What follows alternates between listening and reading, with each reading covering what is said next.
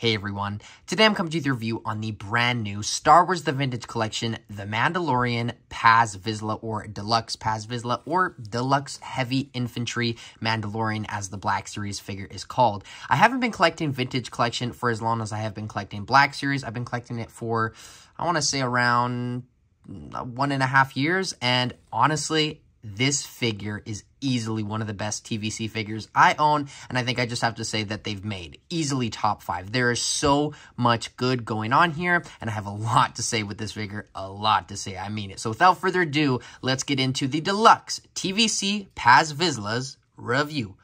Now, as always, before I go over the figure, I do quickly want to go over the box design. Now, this is kind of your more standard, modern TVC Deluxe packaging is what I would call it. And I have to say, I don't like it.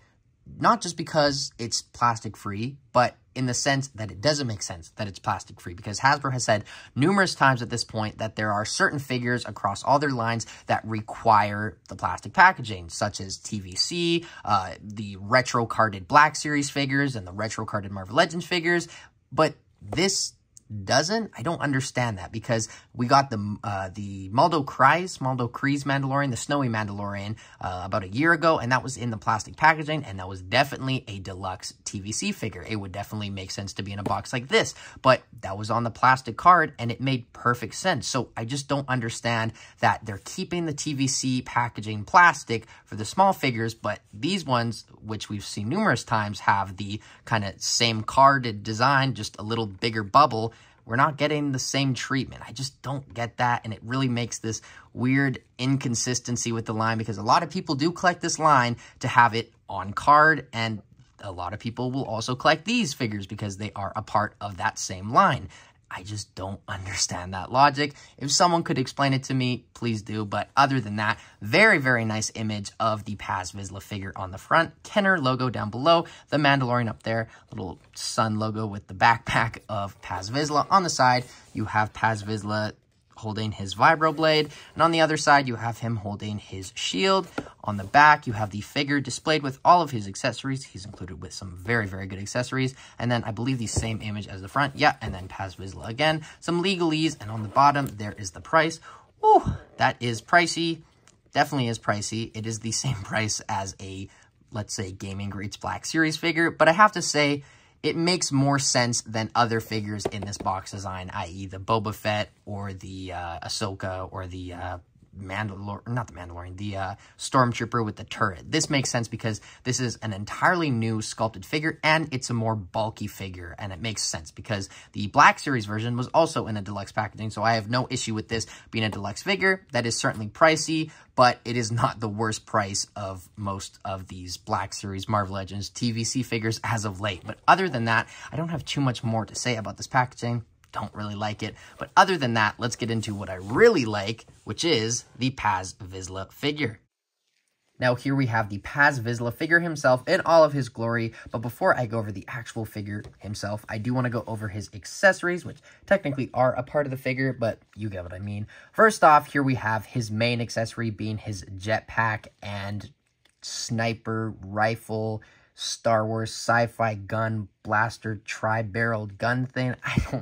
Hey guys, I don't exactly know the name of this. I don't even know if there is a technical name for it, but all I know is that this is easily one of my most favorite guns or weapons in all of Star Wars, because it means business. When this thing is on screen, you know something is about to go down. I've really enjoyed his character in Mandalorian and Boba Fett so far, so I'm really excited to see what he does in the rest of this season of Mandalorian, but more specifically, this combo in the rest of the season of Mandalorian. But the sculpt on this jetpack is absolutely amazing. You can tell that it's not just one mold with just paint on it. These gray pieces in the middle are definitely a separate sculpt, as it is on the back. There is a peg which does attach to the back of the figure. I'll get into that after. But the gun itself looks absolutely amazing. You have a very nice kind of color contrast going on here. It goes from the standard grayish gunmetal gray color, which is on the rest of the gun and the wire, but then it goes into this silver, this kind of more shiny silver, and then into the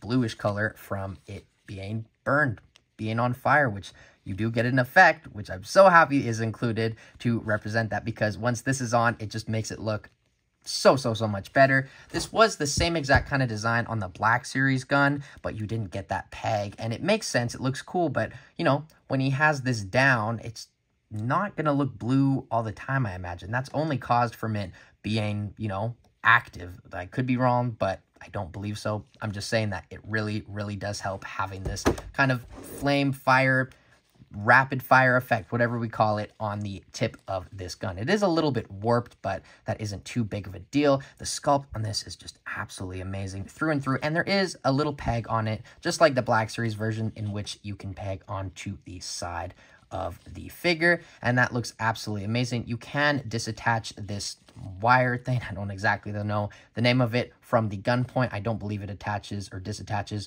from the jetpack, but it does from the gun. That's how it was in the packaging. And then once you have it like so, obviously not like that, you will put it on the backpack, or not the backpack, the back of Paz Vizla, and he is ready to go. It looks absolutely amazing, and it doesn't really hold the figure down. He can stand very well with it indeed.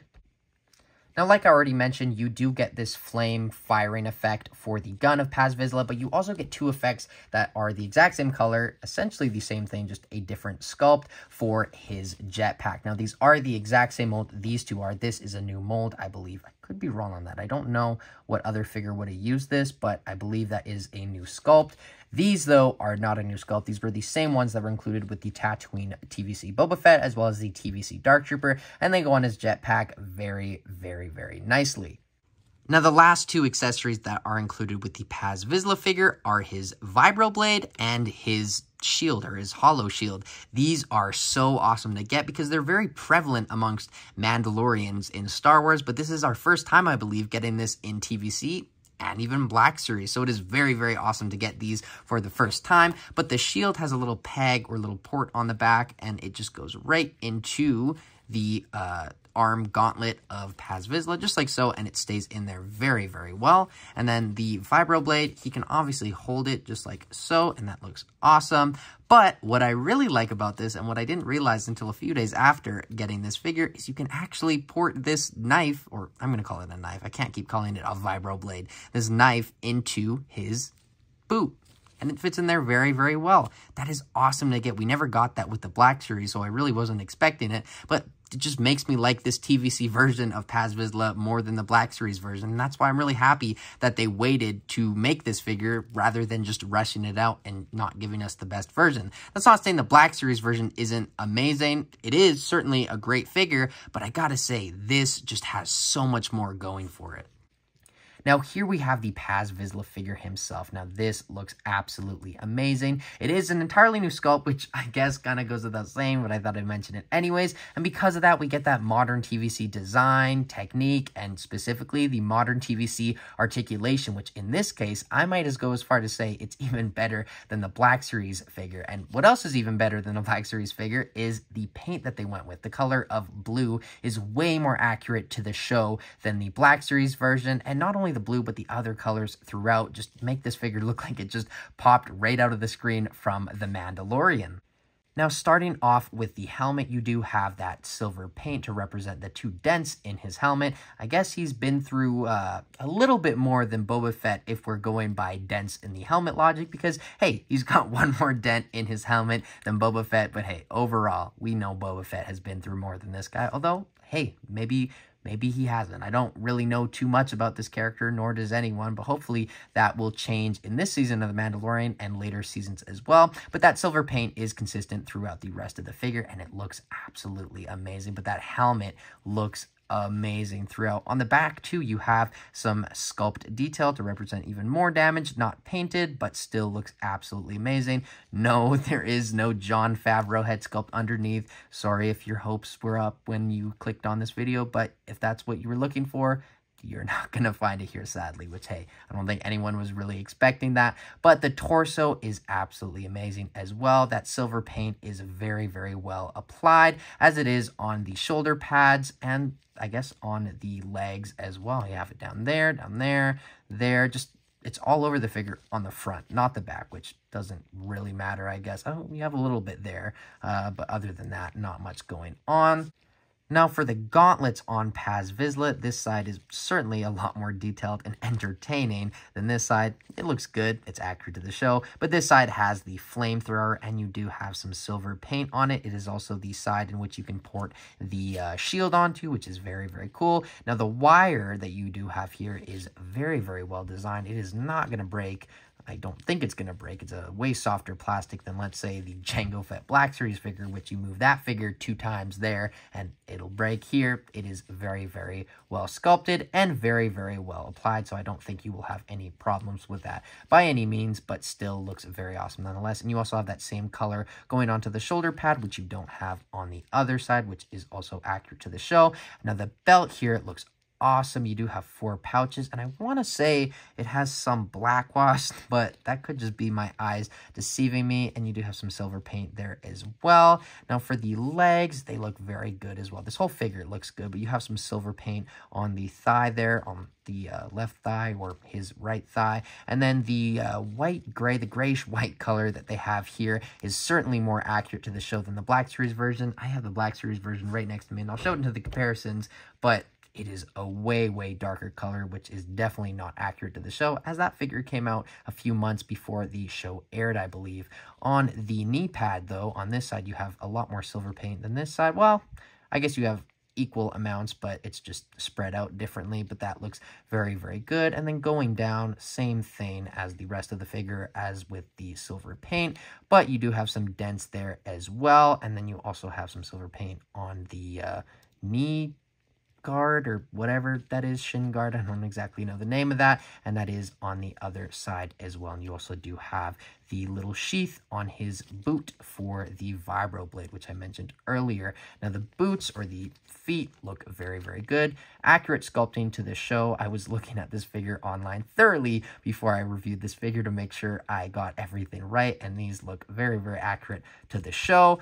But overall, this figure is truly amazing. And when I say it is one of the best TVC figures, I mean it. It is, I want to say my top 5, but I might as go as far to say it's like my top 2. I truly love this figure, and I have not been able to put this thing down. And then lastly on Paz Vizla, before I go on to the articulation, I just want to put the jetpack on there. There you can see the peg. Goes on like so, stays on there very well. But more importantly, I want to show you how he holds his gun. Now, the first way, which isn't the exact way that is shown on the box, it isn't my preferred way, is to hold it by the side grip like so and move this thing upwards. It does have full 360 articulation, so you can kind of move it however you want. Then turn the hand like so, have him hold it just like that. Can be a little difficult on this because it is a TVC figure, but that works very, very well and is kind of a more up-close grip of the gun. But the more accurate and preferred way for me, and how it's displayed on the box, is holding it from the back like so, putting this to the side, moving the hand out like that, and voila. That is way better in my opinion. That just looks so awesome.